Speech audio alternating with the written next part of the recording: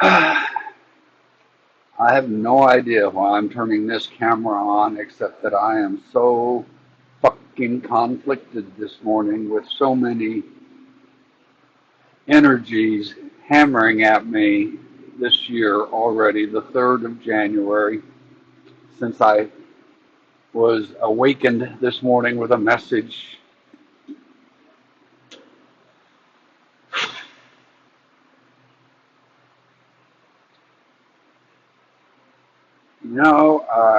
I forgot to check before I started this video how far away I am from Caracas. But I'm much closer than most of the people who are going to see this video are. Michael and I live a few hours from the border.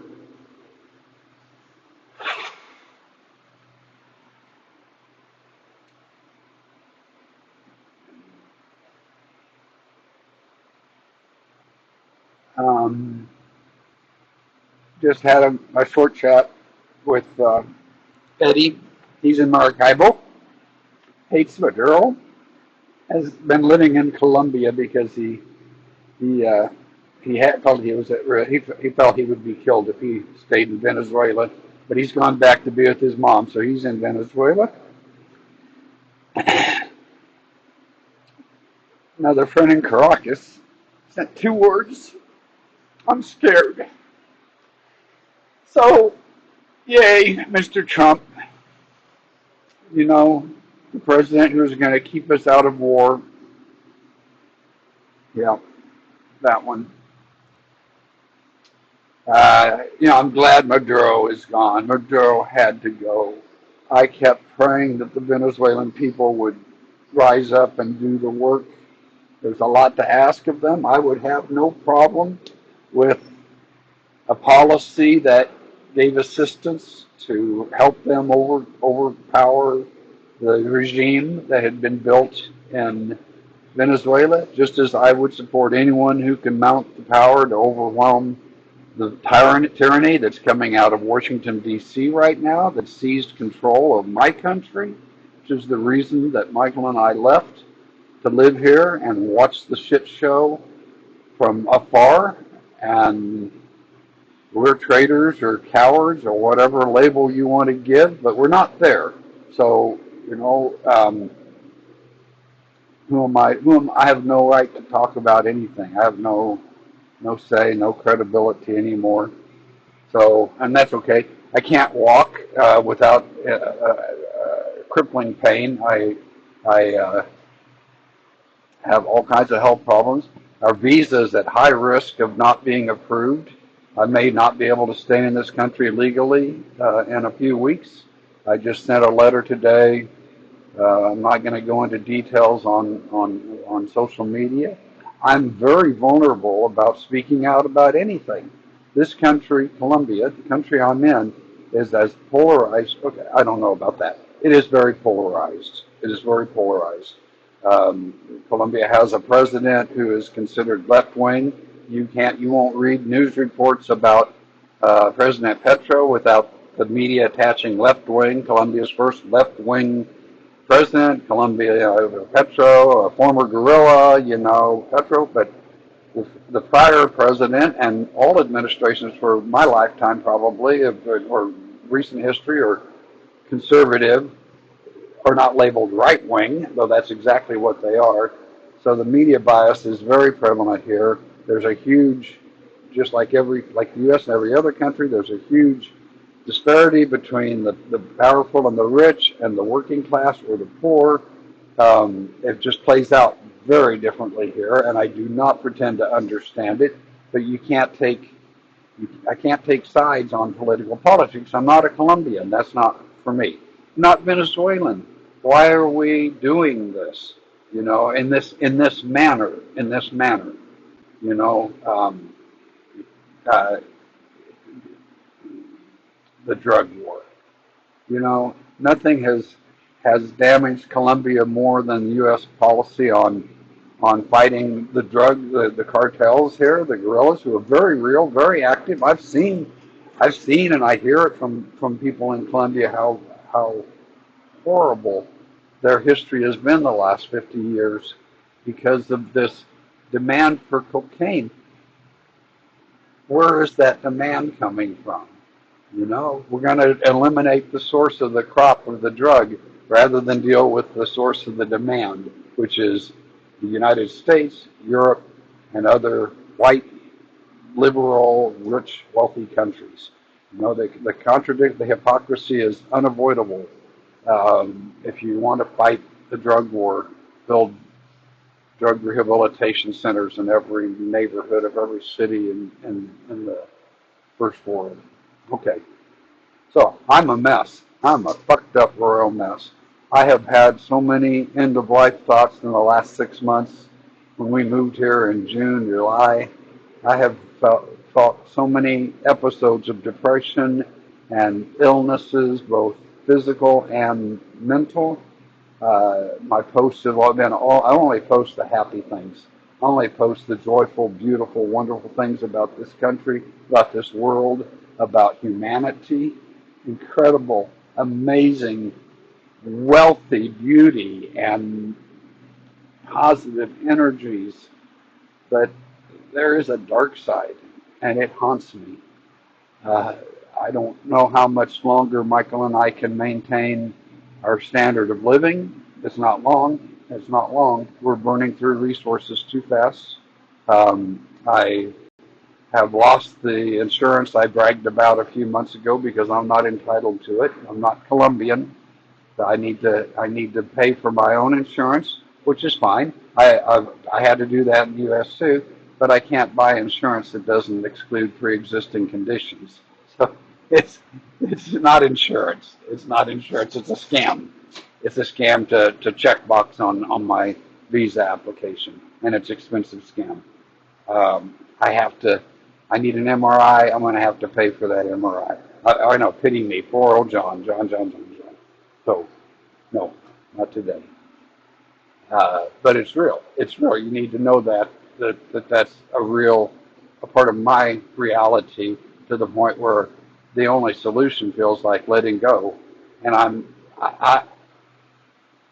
how can I talk about end of life without people saying you're suicidal? So we'll intervene because you're not allowed to make a decision about how your life ends. And you're looking at me right now and saying, yeah, I do. I have a life force. I have an energy. I'm not near death's door. I get that. I get that. But my life is turning miserable very, very quickly. And I can see the writing on the wall that it's not going to be pretty. And I don't want to go through that. I don't want anybody else to go through that. Michael's 6 years older than me. We're not far apart.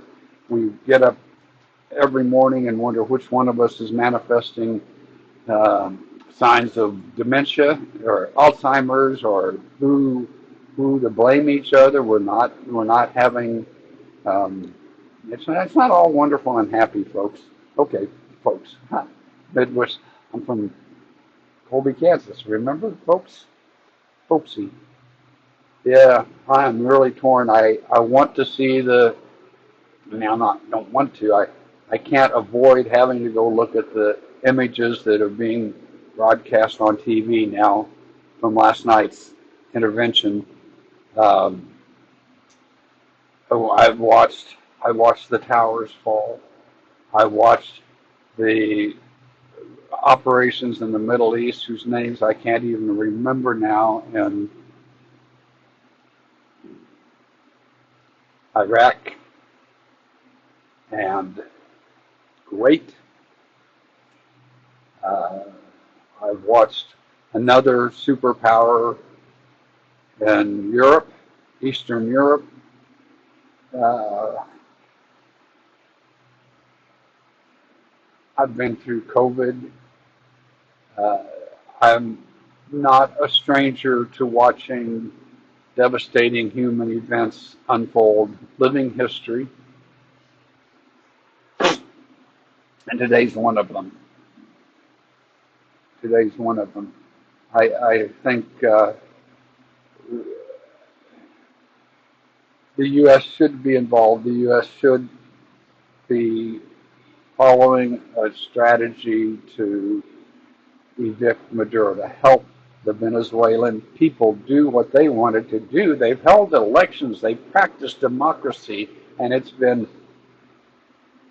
democracy has been squashed in Venezuela. You know, it did not work. We're all taught that democracy is great and wonderful and it's the perfect system for governing, and it is not. It is a failure. And we are not acknowledging that. Some are, some of us are, but we're helpless. How do we stop this counter action against this anti-democratic movement that has come up in many places in the world, and especially right now, the United States? We still have a military that out outperforms out. It costs more anyway than the next 10 combined or whatever.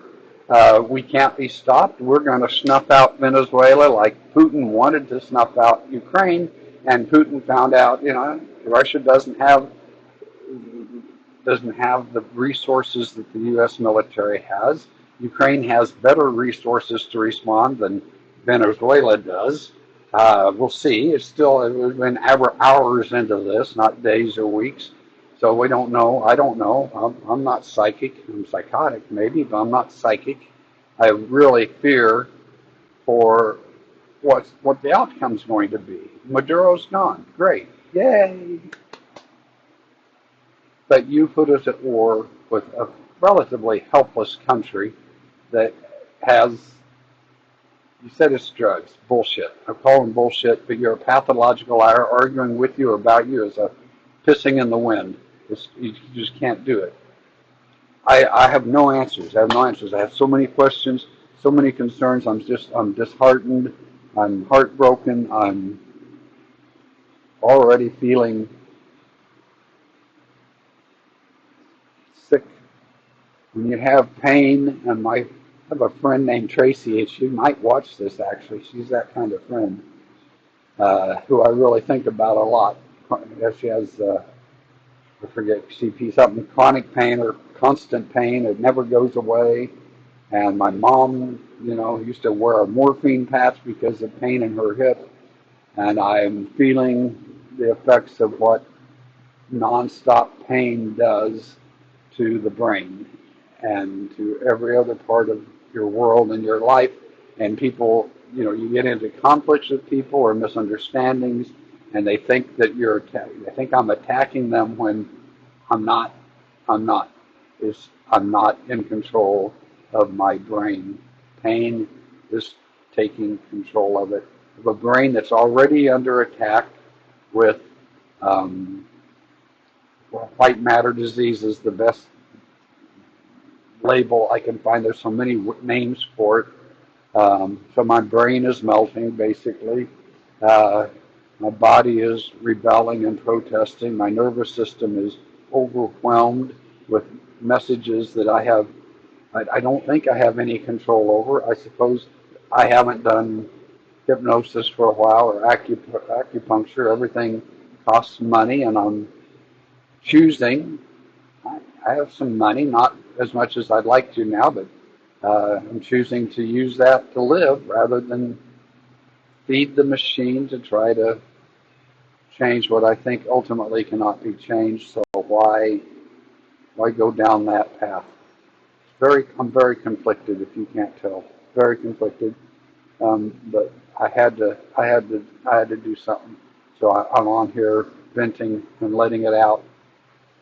Don't think it's probably going to make me feel better. I have a new toy I could go play with, maybe later, go scoot around on my little scooter just for distraction, I guess.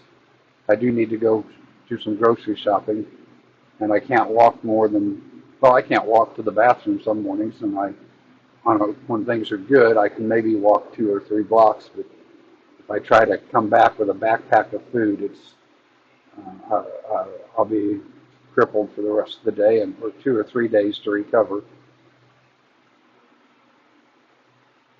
Okay, that's enough. Yeah,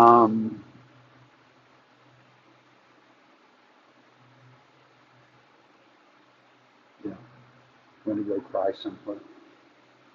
Love everybody. I just wanted some living proof that sometimes I have to post when it's not a happy, cheerful post.